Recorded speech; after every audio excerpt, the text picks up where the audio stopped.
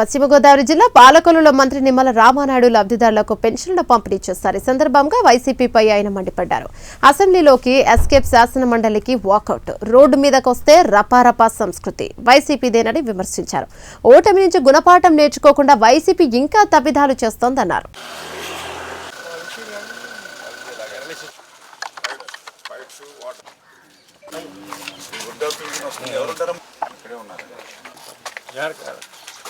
ఇది వరకు 200 రూపాయలు వచ్చేది పింఛను ఫస్ట్లో. ఆ 200 రూపాయలని చంద్రబాబు నాయుడు గారు ఆ రోజు 2000 రూపాయలని ఇప్పుడు మరి 4000 రూపాయలు చేశారు. అది కూడా వచ్చిన వెంటనే చేశారు. అమ్మా జాగ్రత్త, మీ ఆరోగ్యం ఉంటుంది.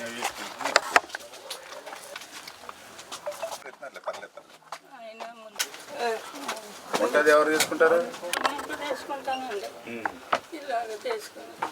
కోడలే పట్టుకొచ్చి పెడతా ఉంటారు. కోళ్ళదే ఆవిడే పట్టుకొచ్చి పెద్ద ఆవిడ ఓకే ఓకే. మరి ఎవరు ఇక్కడ ఎవరు ఉంటారు? మరి ఎవరికి ఉండాలి? అది చిన్నోడుకు ఉందండి.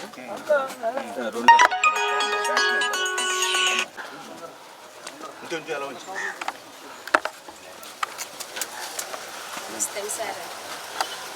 ఏం పేరు? నీ పేరు?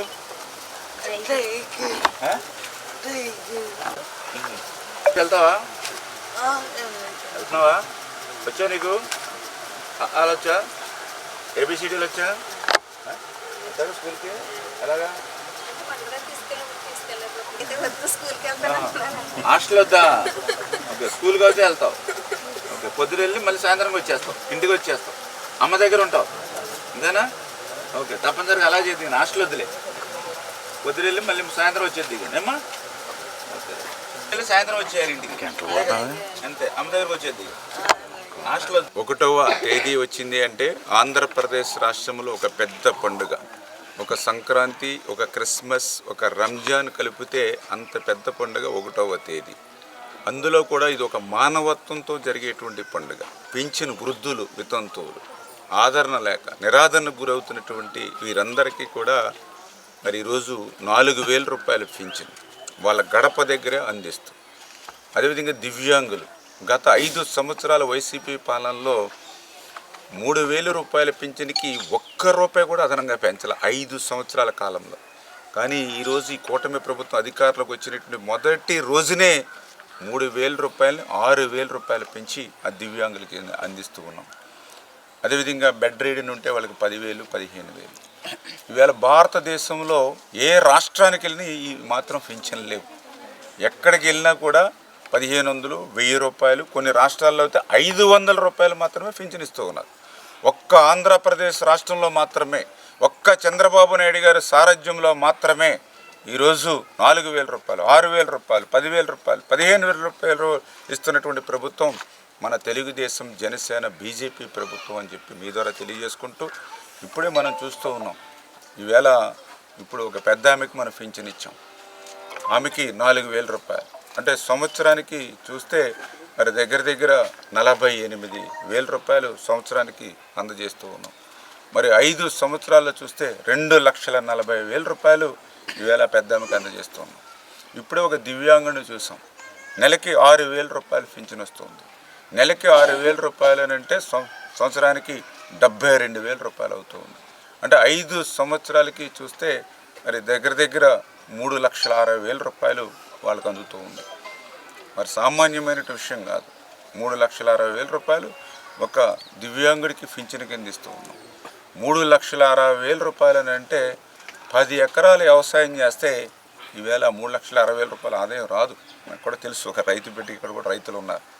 అంటే ఈవేళ ఒక 10 ఎకరాల ఆస్తి ఈవేళ మేము ఆ దివ్యాంగుడికి ఇచ్చినట్లే. మేము ఈవేళ తెలుగుదేశం, జనసేన, బీజేపీ కూటమి ప్రభుత్వం అంచేత ఇంత మంచి ప్రభుత్వాన్ని, ఇంత పని చేసేటువంటి ప్రభుత్వాన్ని ఆశీర్వదించమని అందరినీ కూడా కోరుతూ ఉన్నాం.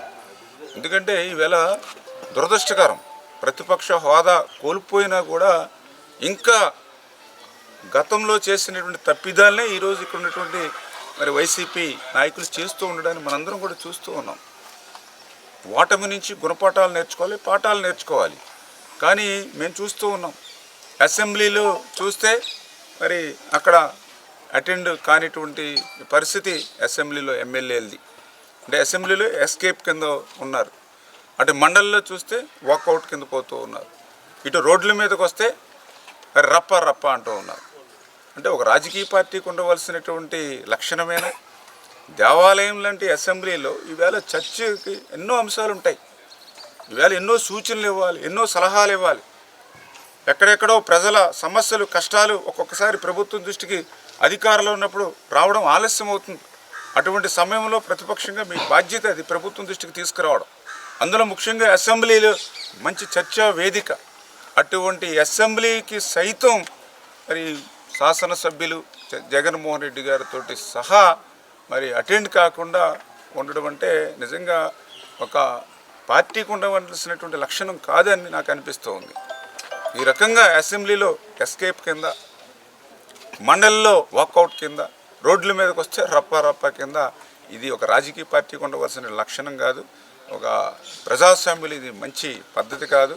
ఇటువంటి హింసావాదాన్ని పెంపొందిస్తూ లా అండ్ ఆర్డర్ సమస్యలను సృష్టిస్తూ ఈ విధంగా మరి అటువంటి ప్రతిపక్షం వైసీపీ ఉండడం చాలా దురదృష్టకరం. అబద్ధాలతోటి అసత్యాలతోటి ప్రజల్ని మభ్యపెట్టాలనేటువంటి ఆలోచనతోటి తప్ప ఈ మాదిరిగా ప్రజల్ని ఆదుకుందాం అనేటువంటి ఆలోచన లేదు. ఈవేళ ఎన్నో తారీఖు? ఈవేళ 28వ తారీఖు. పింఛన్లు ఎప్పుడు ఇస్తాం మనం? 1వ తారీఖుని ఇస్తాం.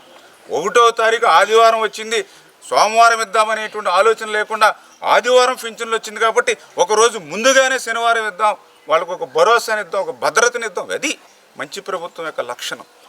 అంతేగాని రేపు 2029లో మేము అధికారంలోకి వచ్చిన తర్వాత పొట్టేళ్లను నరికినట్లుగా రప్ప రప్ప అని నరుగుతామంటాం కాదు. ఇట్లాంటి మంచి ఆలోచనలతోటి ఇవాళ ప్రభుత్వం పాలన చేస్తూ ఉంది. అంచేత ఇప్పుడున్నటువంటి వైఎస్ఆర్సీపీ పార్టీకి ఇటువైపు ఉన్నటువంటి తెలుగుదేశం, జనసేన, బీజేపీ కూటమి ప్రభుత్వానికి ఉన్నటువంటి తేడాను ప్రజలందరూ కూడా గమనించాలి.